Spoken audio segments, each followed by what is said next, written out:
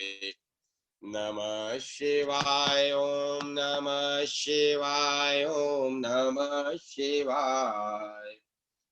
हर हर भोले नमः शिवाय ओम नमः शिवाय ओम नमः शिवाय। हर हर भोले नमः शिवाय ओम नमः शिवाय ओम नमः शिवाय। हर हर भोले नमः शिवाय हर हर भोले नमः शिवाय। हर हर भोले नमः शिवाय। श्री हरि श्री हरि श्री हरि। कल्याण भक्त चरित्रांक। सुतीक्षण मुनि। राम सदा सेवक रुचि राखी। राम सदा सेवक रुचि राखी वेद पुराण संत सब साखी। महर्षि अगस्त्य के शिष्य सुतीक्षण जी जब विद्या अध्ययन कर चुके तब गुरुदेव से उन्होंने दक्षिणा के लिए प्रार्थना की।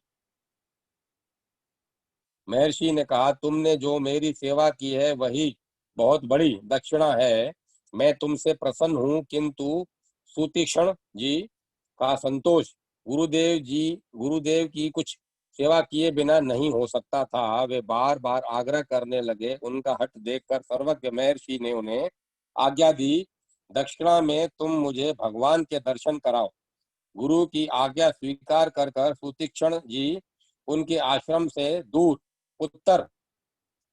उत्तर और दंडकारण्य के प्रारंभ में ही आश्रम बनाकर रहने लगे। उन्होंने गुरुदेव से सुना था कि भगवान श्री राम अयोध्या में अवतार लेकर इसी मार्ग से रावण का वध करने लंका जाएंगे। अतः वे वहीं तपस्या तथा भगवान का भजन करते हुए उनके पधारने की प्रतीक्षा करने लगे। जब श्री राम ने पिता की आज्ञा से वनवास स्वीकार किया और चित्रकूट से वे विराट को भूमि में गाड़कर संदिग्ध देते श्रम्भक ऋषि के आश्रम से आगे आए सदगति देते श्रम्भक ऋषि के आश्रम से आगे बढ़े, तब सुतीक्षण जी को उनके आने का समाचार मिला। समाचार पाते ही वे उसी ओर दौड़ पड़े। उनका चित्त भाव निमग्न हो गया। वे सोच रहे थे, प्रेम की इतनी बाढ़ हृदय में आई कि मुनि अपने को भूल ही गए। उन्हें यह भी स्मरण नहीं रहा कि वे कौन है, कहाँ है, क्या कर रहे हैं और कहाँ जा रहे हैं। कभी वे कुछ दूर आगे चलते, कभी खड़े होकर श्री राम, रघुनाथ, कौशल्यानंदन आदि दिव्य नाम लेकर कीर्तन करते हुए नृत्य करने लगते और कभी पीछे लौट पड़ते। श्री राम, लक्ष्मण और जानकी जी वृक्ष की आड़ में छुपकर मुनि की यह अद्भुत प्रेम विभोर दशा देख रहे थे। नृत्य करते करते सुतीक्षण जी के हृदय में श्री राम की दिव्य झांकी हुई। वे मार्ग में ही बैठकर ध्यानस्थ हो गए। आनंद के मारे उनका एक एक रोम खिल उठा। उसी समय श्री राम उनके पास आ गए। उन्होंने मुनि को पुकारा, हिलाया। उनके पुकार से अनेक प्रकार से जगाने का प्रयत्न किया, किंतु वे तो समाधि दशा में थे। अंत में श्री राम ने जब उनके हृदय में उनका आराध्य द्विभुज रूप दूर करके वहां अपना चतुर्भुज रूप प्रकट किया, तब मुनि ने व्याकुल होकर नेत्र खोल दिए और अपने सम्मुख ही श्री जानकी जी की तथा श्री लक्ष्मण जी सहित श्री राम को देखकर वे प्रभु के चरणों में गिर पड़े। श्री रघुनाथ जी ने दोनों हाथों से उठाकर उन्हें हृदय से लगा लिया। सुतीक्षण जी बड़े आदर से श्री राम को अपने आश्रम ले आए। वहां उन्होंने प्रभु की पूजा की, कंद मूल फल से उनका सत्कार किया और उनकी स्तुति की। श्री राम ने उन्हें वरदान दिया, अविरल भक्ति ज्ञान विख्याना, होए सकल गुण ज्ञान निधाना। कुछ दिन श्री राम मुनि से पूजित सत्कृत होकर उनके आश्रम में रहे। वहां से जब वे महर्षि अगस्त के पास जाने लगे तब मुनि ने साथ चलने की अनुमति मांगी। उनका तात्पर्य समझकर प्रभु ने हंसकर आज्ञा दे दी। जब प्रभु अगस्त्य आश्रम के पास पहुंचे तब आगे जाकर दंडवत प्रणाम करके सुतीक्षण जी ने अपने गुरुदेव से निवेदन किया, नाथ कौशलधीश कुमारा, आए मिलन जगत आधारा, राम अनुज समेत वेदेही, निसी दिन देव जपत हऊ जेही। गुरुदेव की गुरु दक्षिणा के रूप में इस प्रकार उनके द्वार पर सर्वेश्वर सर्वाधार श्री राम को लाकर खड़ा कर देने वाले सुतीक्षण मुनि धन्य है और धन्य है उनकी भक्ति का प्रताप। महर्षि शरभंग तपोभूमि दंडकारण्य क्षेत्र में अनेक उदर्यता ब्रह्मवादी ऋषियों ने घोर तपस्या की है। कठिन योगा अभ्यास एवं प्राणायामादि द्वारा संसार के समस्त पदार्थों से आसक्ति, ममता, स्पृहा एवं कामना का समूल नाश करके अपनी उग्र तपस्या द्वारा समस्त इंद्रियों पर पूर्ण विजय प्राप्त करने वाले अनेक ऋषियों में से शरभंग जी भी एक थे। अपनी उत्कट तपस्या द्वारा उन्होंने ब्रह्मलोक पर विजय प्राप्त कर ली थी। देवराज इंद्र उन्हें सत्कार पूर्वक ब्रह्मलोक तक पहुंचाने के लिए निमित्त आए। इन्होंने देखा कि पृथ्वी से कुछ ऊपर आकाश में देवराज का रथ खड़ा है। बहुत से देवताओं से घिरे वे उसमें विराजमान हैं। सूर्य और अग्नि के समान उनकी शोभा है। देवांगनाएं उनकी स्वर्ग दंडिका युक्त चर्मों से सेवा कर रही हैं। उनके मस्तक पर श्वेत छत्र शोभायमान है। गंधर्व, सिद्ध एवं अनेक ब्रह्म ऋषि उनकी अनेक उत्तमोत्तम वचनों द्वारा स्तुति कर रहे हैं। वे इनके साथ ब्रह्मलोक की यात्रा के लिए तैयार ही थे कि उन्हें पता चला कि राजीव लोचन कौशल किशोर श्री राघवेंद्र जी रामभद्र भ्राता लक्ष्मण एवं भगवती श्री सीता जी सहित इनके आश्रम की ओर पधार रहे हैं। जो ही भगवान श्री राम के आगमन का शुभ समाचार इनके कानों में पहुंचा, त्यों ही तप अंतःकरण में भक्ति का संचार हो गया। वे मन ही मन सोचने लगे, अहो लौकिक और वैदिक समस्त धर्मों का पालन जिन भगवान के चरण कमलों की प्राप्ति के लिए ही किया जाता है, वे ही भगवान स्वयं जब मेरे आश्रम की ओर पधार रहे हैं, तब इन्हें छोड़कर ब्रह्मलोक को जाना तो सर्वथा मूर्खता है। ब्रह्मलोक के प्रधान देवता तो मेरे यहाँ ही आ रहे हैं, तब वहां जाना निष्प्रयोजनीय ही है। अतः मन ही मन यह निश्चय कर कि तपस्या के प्रभाव से मैंने जिन जिन अक्षय लोकों पर अधिकार प्राप्त किया है, वे सब मैं भगवान के श्री चरणों में समर्पित करता हूँ। इन्होंने देवराज इंद्र को विदा कर दिया। ऋषि शरभंग जी के अंतःकरण में प्रेम जनित विरह भाव का उदय हो गया। वे भगवान श्री राम की कल्प काल की प्रतीक्षा को भी युग युग के समान समझने लगे। भगवान श्री राम के सम्मुख ही मैं इस नश्वर शरीर का त्याग करूंगा, इस दृढ़ संकल्प से वे भगवान श्री राम की क्षण क्षण प्रतीक्षा करने लगे। कमल दल लोचन श्याम सुंदर भगवान श्री राम उनके आश्रम पर पधारे ही सीता लक्ष्मण सहित रघुनंदन को मुनिवर ने देखा। उनका कंठ गदगद हो गया। वे कहने लगे, चित्तवत पंथ रेउ दिन राती, अब प्रभु देखी जुड़ानी छाती, नाथ सकल साधन में ही ना कीनी कृपा जानी जनु दीना। भगवान श्री राम को देखते ही प्रेम वश उनके लोचन भगवान के रूप सुधा मकरंद का साग्रह पान करने लगे। इनके नेत्र के सम्मुख इनके नेत्रों के सम्मुख तो वे थे ही, अपने प्रेम से इन्होंने उन्हें अपने अंतःकरण में भी बिठा लिया। सीता अनुज समेत प्रभु नील जलद तनु श्याम मम हिय बसहु निरंतर सगुण रूप श्री राम। भगवान को अपने अंतःकरण में बिठाकर मुनि योगाग्नि से अपने शरीर को जलाने के लिए तत्पर हो गए।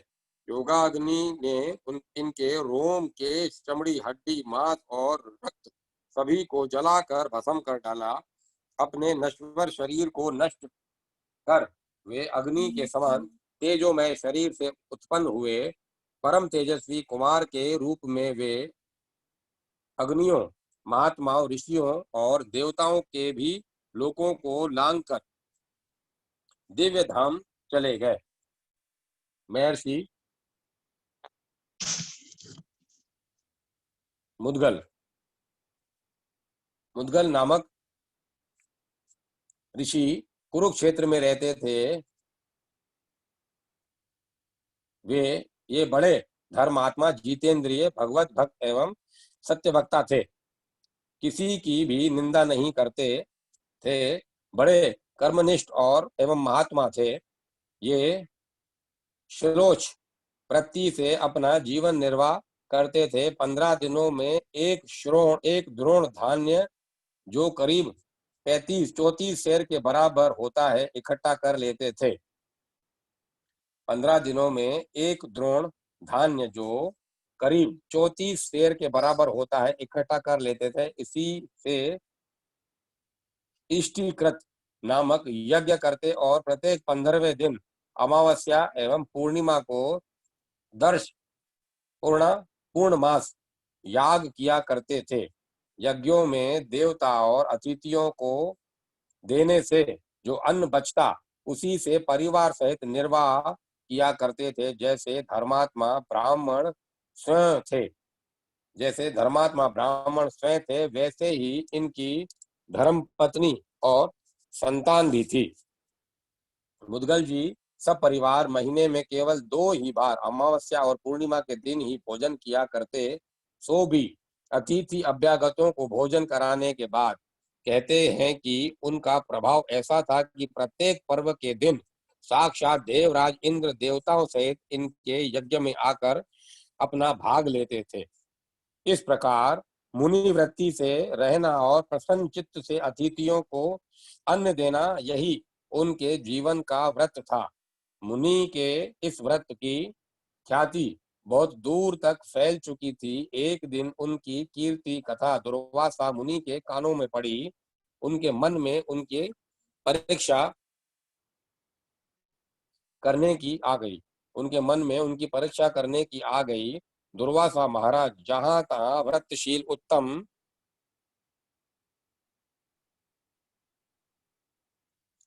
पुरुषों को व्रत में पक्का करने के लिए ही क्रोधित वेश में घूमा करते हैं। वे एक दिन नंग धड़ंग पागलों का सा वेश बनाए, मुंड मुंडाए, कटु वचन कहते हुए वहां आ पहुंचे। आते ही बोले, विप्रवर, आपको मालूम होना चाहिए कि मैं भोजन की इच्छा से यहाँ आया हूँ। उस दिन पूर्णिमा का दिवस था। मुद्गल ने आदर सत्कार के साथ ऋषि की अभ्यर्थना करके उन्हें भोजन कराने बैठाया। उन्होंने अपने भूखे अतिथि को बड़ी श्रद्धा से भोजन परोस कर जिमाया। मुनि भूखे तो थे ही, श्रद्धा से प्राप्त हुआ अन्न उन्हें बड़ा सरस भी लगा। वे बात ही बात में रसोई में बना हुआ सब कुछ जीम गए।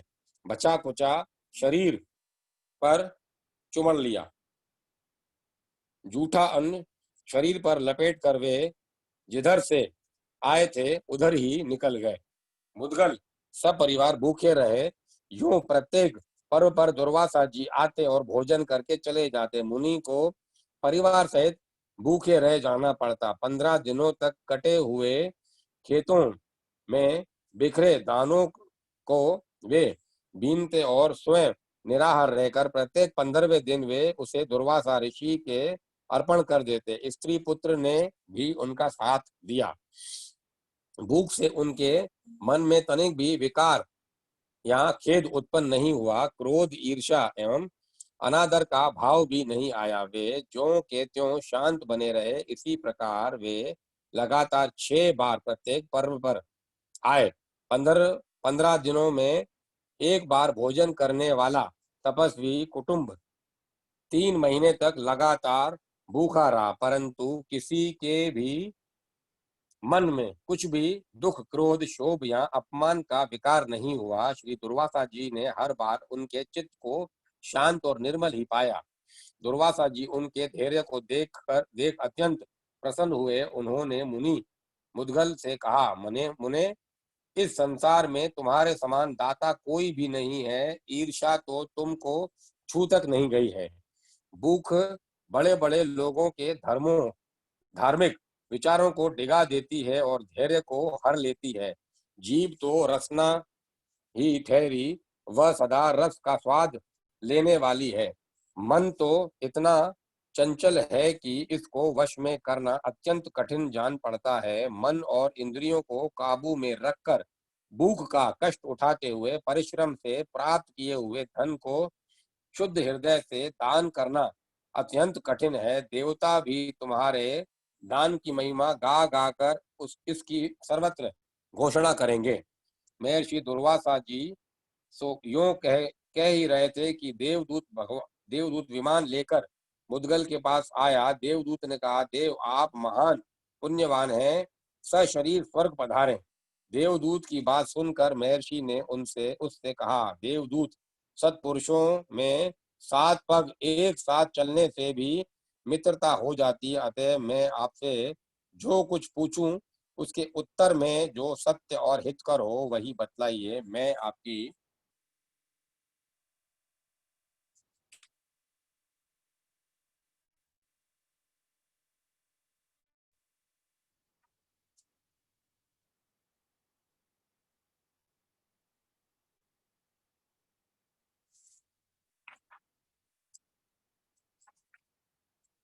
के बाद ही अपना कर्तव्य निश्चित करूंगा।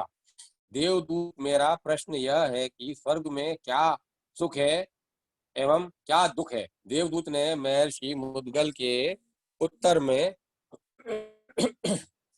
स्वर्गलोक एवं उससे भी ऊपर के भोग में लोगों के सुखों का वर्णन किया। तत्पश्चात वहां का सबसे बड़ा दोष यही बताया कि वहां से एक न एक दिन पतन हो ही जाता है। ब्रह्मलोक पर्यंत सभी लोकों में पतन का भय जीव को सदा बना रहता है। वे कहने लगे, सुखद ऐश्वर्य का उपभोग करके उससे निम्न स्थानों में गिरने वाले प्राणियों को जो असंतोष और वेदना होती है उसका वर्णन करना कठिन है। यह सुनकर महर्षि मुद्गल ने देवदूत को विधि पूर्वक नमस्कार किया तथा उन्हें अत्यंत प्रेम से यह कहकर लौटा दिया,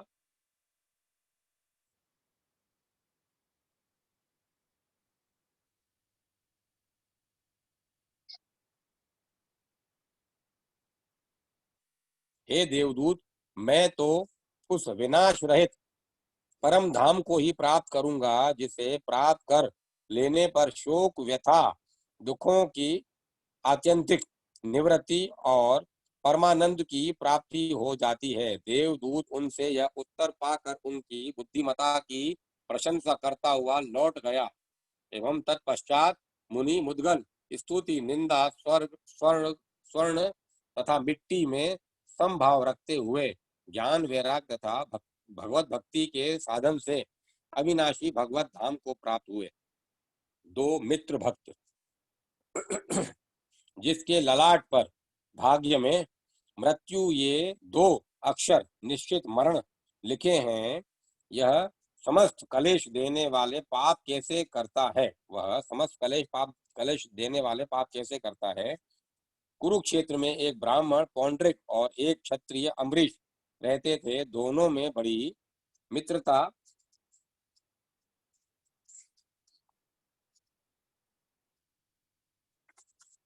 दोनों में बड़ी मित्रता थी। खाना पीना, टहलना, सोना, यह सब काम उनका साथ ही होता था। दोनों युवक थे, स्वतंत्र थे।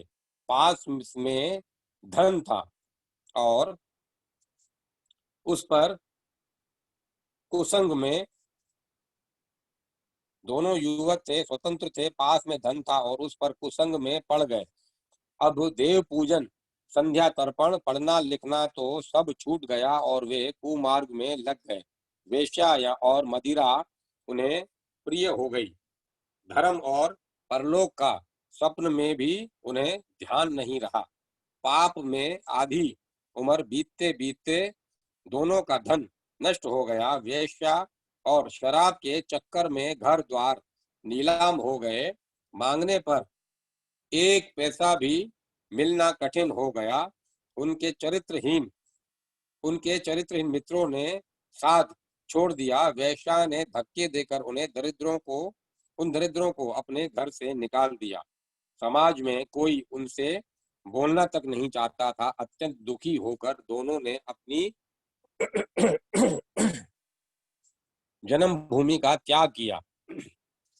उन्हें अब अपने कर्मों पर बड़ा पश्चाताप हो रहा था। भटकते हुए दोनों एक यज्ञ मंडप के पास पहुंचे। पश्चाताप से उनके पाप कुछ घट गए थे। पूर्व जन्म में किसी पुण्य का उदय हो आया। ऋषियों की वेद ध्वनि कान में पड़ी तो दोनों को यज्ञ दर्शन की इच्छा हुई। वे यज्ञशाला में गए। यज्ञ दर्शन के से उनका चित्त और शुद्ध हुआ। उनमें पश्चाताप विशेष वेग से जागा। उनका हृदय दुखित पीड़ित होने लगा। हमने जो भयंकर पाप किए हैं वे कैसे नष्ट होंगे? हमारे उद्धार का मार्ग कौन बताएगा? उन्होंने सोचा कि ब्राह्मण बड़े दयालु होते हैं, अतः अवश्य वे ऋषिगण हम पर कृपा करके कोई उपाय बताएंगे। ये दोनों मित्र ऋषियों के पास जाकर उनके चरणों पर गिर पड़े। फूट फूट कर रोते हुए अपने पापों का वर्णन करके वे उनसे छूटने का उपाय पूछने लगे। पाप और पुण्य दोनों ही ऐसे हैं कि वर्णन करने से इनका श्रेय होता है। वर्णन करने से इन दोनों के पाप और घटे। दयालु विप्रों ने धैर्य पूर्वक इन दोनों की बातें सुनी। इन दोनों के उपरोक्त कोई प्रायश्चित इन्हें सूझ ही नहीं पड़ता था। अंत में उनमें से एक भक्त ने कहा, तुम दोनों अपने पापों के लिए पश्चाताप कर रहे हो, यह बड़ा शुभ लक्षण है। तुम अब भगवान की शरण ले लो। जो अपने पिछले पापों के लिए पश्चाताप करता है और आगे पाप न करने का दृढ़ निश्चय करके भगवान की शरण ले लेता है और सर्वेश्वर उन सर्वेश्वर के भजन में ही जीवन बिताता है, उसके सारे पाप नष्ट हो जाते हैं। वह भगवान की कृपा से उनका देव दुर्लभ दर्शन पाकर कृतार्थ हो जाता है। अतएव तुम दोनों श्री जगन्नाथ धाम जाओ, जहाँ दारू में पुरुषोत्तम के दर्शन करो। भगवान जगन्नाथ के दर्शन करके तुम सभी पापों से छूट जाओगे। वे दोनों उन महर्षियों का उपदेश प्राप्त कर बड़ी उमंग से परशोत्तम क्षेत्र की ओर चले। भगवान का ध्यान और भगवान नाम का जप यही अब उनका व्रत हो गया। श्री जगन्नाथपुरी पहुंचकर उन्होंने समुद्र स्नान किया। तदंतर वे भगवान के दर्शन करने लगे, पर उन्हें भगवान की मूर्ति के दर्शन नहीं हुए। भगवान के श्री विग्रह के दर्शन न होने से उन्हें बड़ा दुख हुआ। भगवान के पापहारी नामों का आर्त भाव से कीर्तन करते हुए वे 3 दिन निर्जल वहीं पड़े रहे। तीसरे दिन रात्रि में उन्हें ज्योति के दर्शन हुए। 3 दिन और वे उसी प्रकार उपवास किए, कीर्तन करते रहे। 7वीं रात्रि को स्वप्न में भगवान ने अपने दिव्य रूप की झांकी दी। इतने कोई कितना भी पापी क्यों उस पुनः पाप न करने का निश्चय करके शरण ले ले तो अवश्य प्रभु उसे अपना लेते हैं। वे दोनों मित्र 7 दिन में भगवान के द्वार रहकर उन मंगलमय के दिव्य नामों का श्रद्धा विश्वास पूर्वक कीर्तन कर रहे थे। उनके सारे पाप भस्म हो गए थे। प्रभु ने उन पर कृपा की नेत्र खुलते ही स्वप्न में होने वाली भगवान की ज्योतिर्मयी दिव्य झांकी को प्रत्यक्ष देखकर वे कृतार्थ हो गए। भगवान का प्रत्यक्ष दर्शन हुआ उन्हें। फिर तो वे भगवान का भजन करते जीवन भर पुरुषोत्तमपुरी में ही रहे। विश्व भक्त वैश्वानर प्राचीन काल में शिव भक्त वैश्वानर का प्राचीन काल में पुण्य सलीला नर्मदा के पावन तट पर नर्मपुर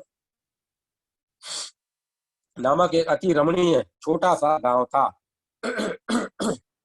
उसमें विश्वानर नामक एक पुण्य आत्मा ब्रह्मचारी रहते थे।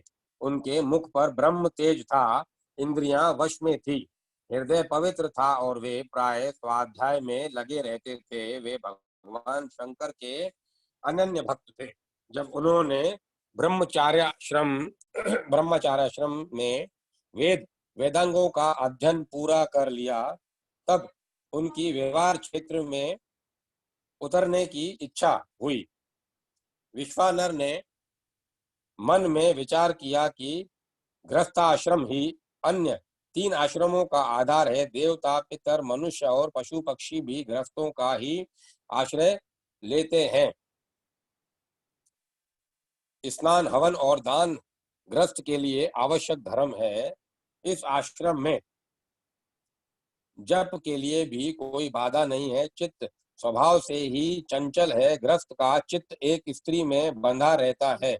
चरित्र की रक्षा के लिए धर्म पत्नी उसका कवच है। यदि नहीं करूं हट से, लोक लाज से अथवा सर्वात स्वार्थवश ब्रह्मचारी के ही वेश में रहूं और मेरे मन में बुरी वासनाएं आती रहें, तो मेरा यह ब्रह्मचर्य किस काम का।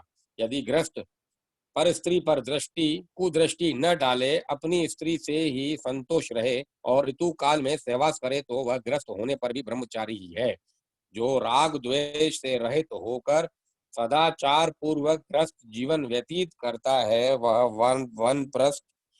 वानप्रस्थ से भी श्रेष्ठ है। क्षणिक वैराग्य के आवेश में आकर कोई घर छोड़ दे और घर की बातों का भी चिंतन करता रहे, तो उसे त्याग का कोई फल नहीं मिलता। जो गृहस्थ किसी वस्तु की याचना नहीं करता, भगवान जिस परिस्थिति में रखे उसी में प्रसन्न रहता है। अब उन सन्यासियों से बहुत ही उत्तम जो भोजन के अतिरिक्त किसी भी वस्तु की भिक्षा मांगते हैं। अतएव मुझे गृहस्थ आश्रम को ही स्वीकार करना चाहिए। तदंतर शुभ मुहूर्त में उन्होंने अपने अनुरूप कुलीन कन्या से विवाह किया और गृहस्थ धर्म के अनुसार सदाचार का पालन एवं भगवान का स्मरण चिंतन करते हुए अपना जीवन व्यतीत करने लगे। उनकी पत्नी का नाम सुचिष्मति था। वे अपने पति को ही भगवान का स्वरूप मानकर उनकी सेवा करती थी। पंच महायज्ञ, देवता, पितर और अतिथियों की पूजा सेवा प्रतिदिन होती। विश्वानर के पूजा पाठ एवं अर्थोपार्जन का समय निश्चित था। उनका प्रत्येक काम धर्म की प्रेरणा से युक्त ही होता था। उनकी धर्म पत्नी उनके प्रत्येक कार्य में निसंकोच सहायता करती थी। वे दो शरीर एक प्राण थे। उनका जीवन सन का प्रेम दोनों के हृदय में छलकता रहता था। इस प्रकार बहुत दिन बीत गए। संतान न होने से सुचिष्मति का मन दुखी रहता था। उसने एक दिन पति से कहा, उनके मन में आई इसके लिए भगवान शंकर की आराधना करनी चाहिए। और इसके बाद अपनी पत्नी को आश्वासन देकर उन्होंने इस कार्य के लिए काशी की यात्रा की। काशी भगवान शंकर का नित्य निवास स्थान है। काशी में पहुंचते ही विश्वानर का त्रिविध ताप शांत हो गए। सैकड़ों जन्म के संस्कार धुल गए। उन्होंने गंगा स्नान करके भगवान शंकर की विविध लिंग मूर्तियों का दर्शन और पूजन किया। यज्ञ करके सहस्त्र सहस्त्र ब्राह्मण सन्यासियों को भोजन कराया। अंत में उन्होंने एक निश्चय किया कि भगवान वीरेश्वर की आराधना करनी चाहिए। अब तक बहुत से स्त्री पुरुषों ने वीरेश्वर की आराधना करके अपनी अपनी अभिलाषा पूर्ण की है। मैं इन्हीं की आराधना करूंगा, इन्हीं की सेवा अर्चा से इन्हें पुत्र रूप में प्राप्त करूंगा। ऐसा दृढ़ निश्चय करके विश्वानर भगवान की उपासना में लग गए। उन्होंने 13 महीने तक भगवान की पूजा की। कभी एक समय खा लेते, कभी बिना मांगे जो कुछ मिल जाता वही खाकर रह जाते। कभी दूध पी लेते, कभी फल खा लेते, कभी कुछ भी नहीं खाते। 1 महीने तक 1 मुट्ठी तिल प्रतिदिन खाकर रह गए। किसी महीने में पानी ही पीकर रह गए तो किसी महीने में वह भी नहीं। इस प्रकार घोर तपस्या करते हुए उन्होंने 12 महीने व्यतीत किए। 13वें महीने एक दिन प्रातः काल ही गंगा स्नान करके भगवान की पूजा करने के लिए आए। उन्होंने जब मूर्ति की ओर देखा तब बीचों बीच लिंग में एक बालक दिखाई पड़ा। 8 वर्ष की अवस्था मालूम पड़ती थी। सब अंगों में भस्म लगा हुआ था। बड़ी बड़ी आंखें थी, लाल लाल उदर थे, सिर पर पीली जटा और मुख पर हंसी थी। बालकोचित वेश था, शरीर पर वस्त्र नहीं था। लीलापूर्ण हंसी से चित्त को मोह रहा था। यह बालक बालक नहीं, साक्षात भगवान शंकर थे। विश्वानर अपने इष्ट देव को पहचान कर उनके चरणों पर गिर पड़े और आंखों में जल से उनका अभिषेक किया। रोमांचित शरीर गदगद कंठ से अंजलि बांधकर उन्होंने स्तुति की और उनके चरणों पर गिर पड़े। भगवान शंकर ने कहा, तुम्हारी जो इच्छा हो मांग लो। विश्वानर ने कहा, प्रभु आप सर्वज्ञ हैं, आपके लिए अज्ञात क्या है। एक तो मैंने इच्छा करके ही अपराध किया, दूसरे आप याचना करने को कह रहे हैं। याचना तो दीनता की मूर्ति है। आप जानबूझकर मुझे इसके लिए क्यों प्रेरित कर रहे हैं। भगवान शंकर ने कहा, तुम्हारी अभिलाषा पूर्ण होगी। सुचिस्मती की इच्छा पूर्ण करने के लिए तुमने जो तपस्या की है वह सर्वथा उचित है। मैं एक रूप से तुम्हारा पुत्र बनूंगा। मेरा नाम गृहपति अग्नि अथवा वेशवानर होगा। इतना भगवान अंतर ध्यान हो गए और विश्वानर बड़े आनंद के साथ भगवान का स्मरण करते हुए अपने घर लौट आए। समय पर शुचिस्मती गर्भवती हुई। विश्वानर ने शास्त्र के अनुसार सभी संस्कार किए। जिस दिन पुत्र जन्म हुआ उस दिन सब दिशाएं आनंद से परिपूर्ण हो गई। नवजात शिशु का जात कर्म संस्कार और श्रुतियों के अनुसार नामकरण किया गया। शिशु का नाम गृहपति रखा गया। 5वें वर्ष यज्ञोपवीत संस्कार के साथ ही कुमार का वेदाध्ययन आरंभ हुआ। कुल 3 वर्ष के समय में समस्त शास्त्रों का सांगोपांग अध्ययन करके, जब कि दूसरों के लिए इतने अल्पकाल में उनका पारायण भी असंभव है। वैश्वानर अपने पिता के पास लौट आए और उन्होंने अपने विनय सेवा सहिष्णुता आदि से न केवल अपने माता पिता को बल्कि सभी लोगों को चकित कर दिया। बालकों का एकमात्र कर्तव्य है माता पिता की सेवा, उनकी आज्ञा का पालन और सबके साथ विनय का व्यवहार। वैश्वानर इसके आचार्य थे, आदर्श थे। विद्या के साथ विनय भी चाहिए। यही मणि कांचन सहयोग है।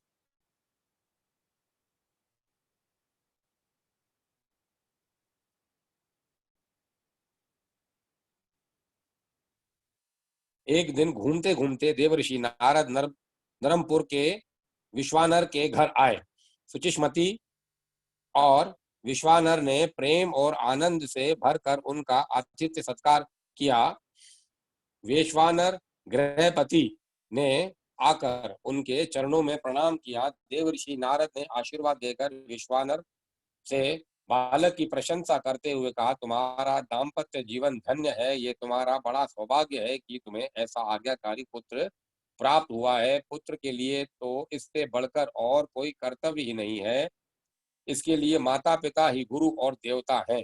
उनकी सेवा ही सदाचार है। उनके चरणों का जल ही तीर्थ है। पुत्र के लिए संसार में पिता ही परमात्मा है। पिता से भी बढ़कर माता है, क्योंकि 10 महीने तक पेट में रखना और बचपन में पालन पोषण करना माता का ही काम है। गंगा के पवित्र जल से अभिषेक करने के पर भी वैसी पवित्रता नहीं प्राप्त होती जैसी माता के चरण अमृत के स्पर्श चरण अमृत के स्पर्श से प्राप्त होती है। संन्यास ले पर पुत्र पिता के लिए हो जाता है, परंतु माता सन्यासी पुत्र के लिए भी वंदनीय ही रहती है। तुम दोनों धन्य हो, क्योंकि तुम्हें ऐसा पुत्र रत्न प्राप्त हुआ है। देवर्षि नारद जब यह कह रहे थे, माता पिता के हृदय में कितना हर्ष हुआ होगा, इसका अनुमान कौन कर सकता है। देवर्षि नारद ने वैश्वानर को अपने पास बुलाते हुए कहा, बेटा आओ, मेरी गोद बैठ जाओ। मैं तनिक तुम्हारे शरीर के लक्षणों को तो देखूं। माता पिता की आज्ञा से वैश्वानर देवर्षि नारद को प्रणाम करके बड़ी नम्रता से उनकी गोद में बैठ गए। देवर्षि नारद ने शरीर का एक एक लक्षण देखा, जीभ और दांत भी देखे। इसके पश्चात गौरी शंकर और गणेश को नमस्कार करके कुमकुम से रंगे हुए स्तुत से उत्तर मुंह खड़े हुए बालक को लेकर सिर तक नाप लिया। इसके बाद कहा, हे अनर, ये 108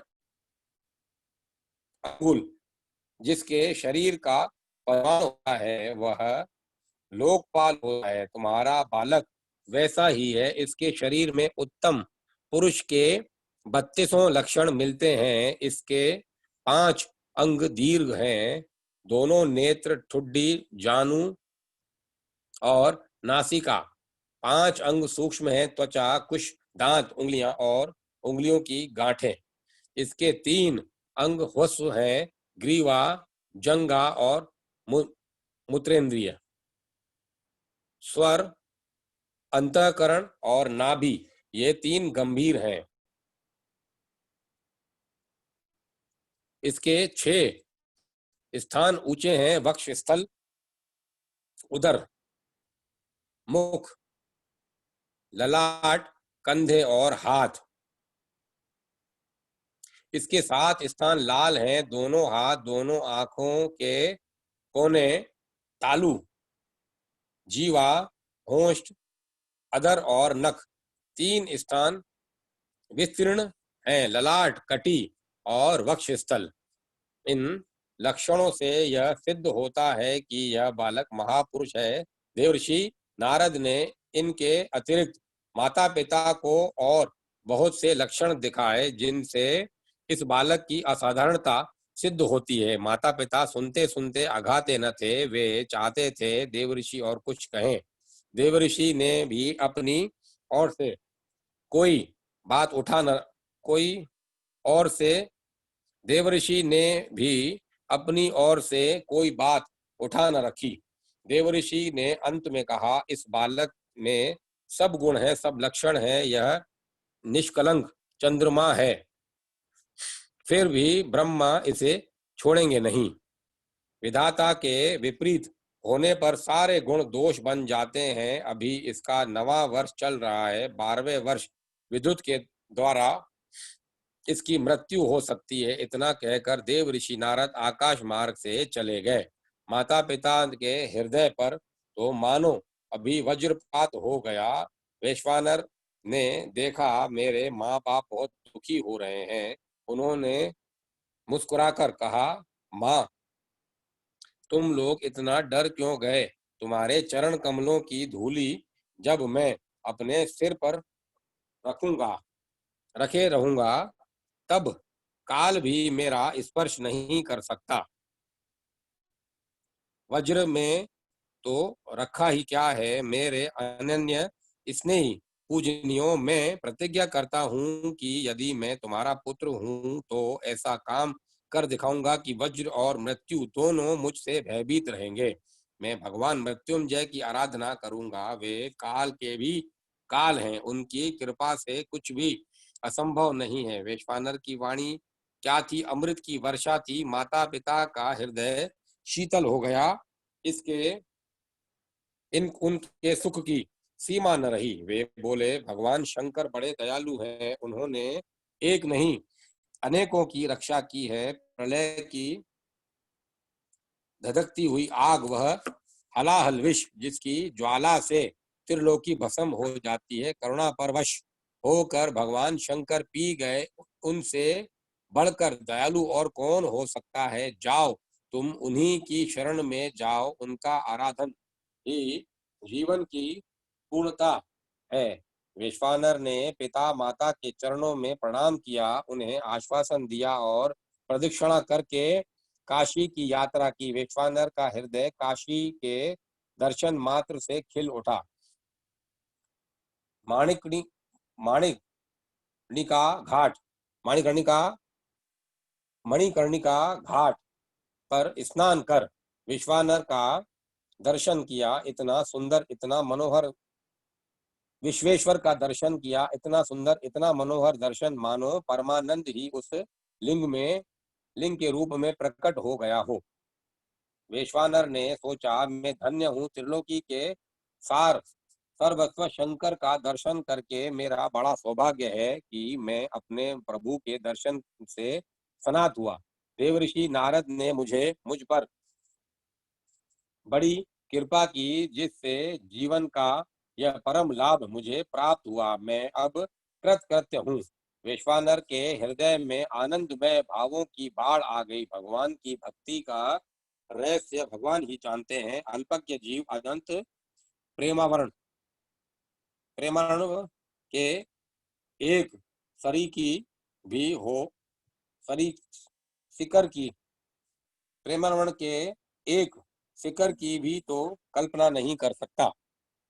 इसी से करुणा परवश भगवान भक्त के वश में आते हैं। भक्त कभी भगवान से विभक्त नहीं होते। चाहे भगवान भक्त के हृदय में प्रकट होकर प्रेम की लीला करे, चाहे भक्त के रूप में, दोनों में एक ही बात है। आज साक्षात शंकर भी जीवों के कल्याण के लिए भक्तों का साज सज आज साक्षात शंकर जी भी जीवों के कल्याण के लिए भक्तों का साज सज रहे हैं। यह उनके लिए तो एक लीला है, परंतु जीवों के लिए भक्ति भावना का, आराधना का एक सुंदर आदर्श है। इस मार्ग पर चलकर भला कौन नहीं अपना कल्याण साधन कर सकता। विश्वेना विश्वेश विश्वेनर ने विश्वानर ने शुभ मुहूर्त में शिवलिंग की स्थापना की, पूजा के बड़े कठोर नियम स्वीकार किए। प्रतिदिन गंगा जी से 108 घड़े जल लाकर चढ़ाना, 1008 नील कमल की माला चढ़ाना, 6 महीने तक सप्ताह में एक बार कंदमूल खाकर रह जाना, 6 महीने तक सूखे पत्ते खाकर, 6 महीने तक जल और 6 महीने तक केवल हवा के आधार पर रहना, जप पूजा पाठ निरंतर भगवान शंकर का चिंतन, सरल हृदय भक्ति भावना से परिपूर्ण, कभी भगवान की कपूर ध्वल भस्म भूषित सर्व परिवेष्टित देव दिव्य मूर्ति का ध्यान, तो कभी करुणापूर्ण हृदय से गदगद प्रार्थना। 2 वर्ष बीत गए पलक मारते मारते। सुख के दिन, सौभाग्य के दिन यूं ही बीत जाया करते हैं। एक दिन जब विश्व वैश्वानर का 12वां वर्ष चल रहा था, मानो नारद की बात सत्य करने के लिए हाथ में वज्र लिए हुए इंद्र आए। उन्होंने कहा, वैश्वानर, मैं तुम्हारे नियम निष्ठा से प्रसन्न हूँ।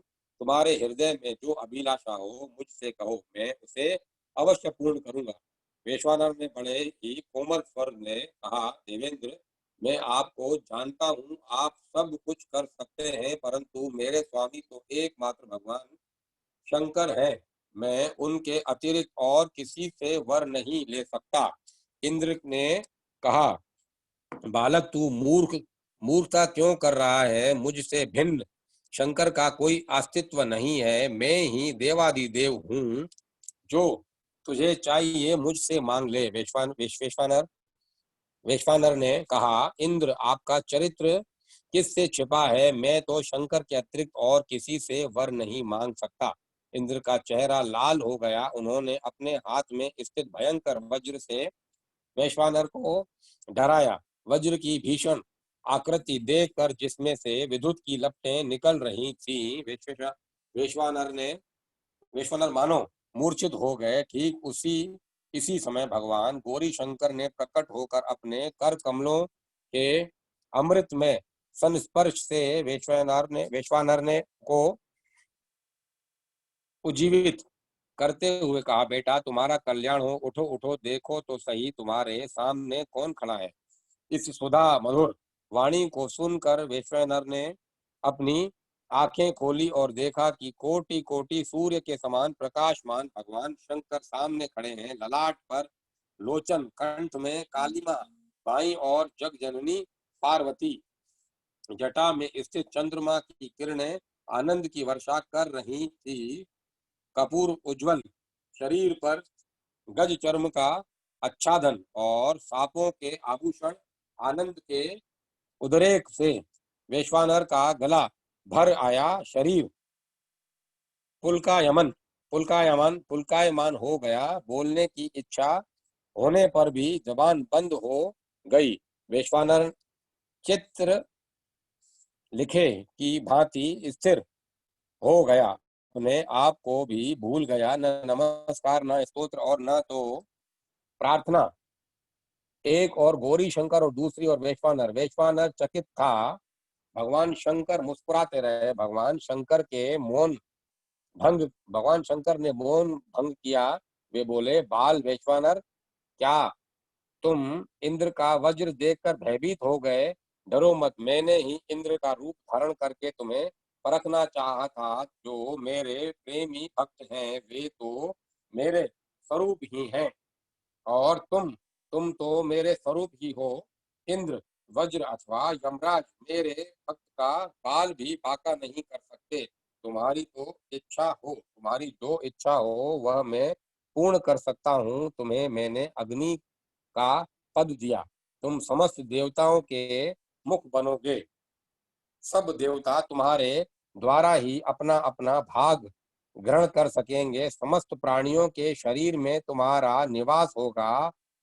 पूर्व दिशा के अधिपति इंद्र हैं और दक्षिण दिशा के यमराज। तुम दोनों के बीच में दिक्पाल रूप से निवास करो।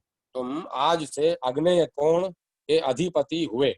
अपने माता पिता और बंधुजनों के साथ विमान पर चढ़कर तुम अग्नि लोक में जाओ और अपने पद के अनुसार कार्य करो। भगवान शंकर के इतना कहते ही वैश्वानर के माता पिता, बंधु बांधव सब वहां उपस्थित हो गए। सबके साथ भगवान शंकर के चरणों में नमस्कार करके वैश्वानर अग्नि अपने लोक को चले गए और भगवान शंकर उसी लिंग में समा गए जिसकी पूजा वैश्वानर किया करते थे। भगवान शंकर ने स्वयं उस लिंग की बड़ी महिमा गाई है। अब मैं कथा वहीं विराम देता हूँ। कल से पढ़ूंगा शिव भक्त महाकाल।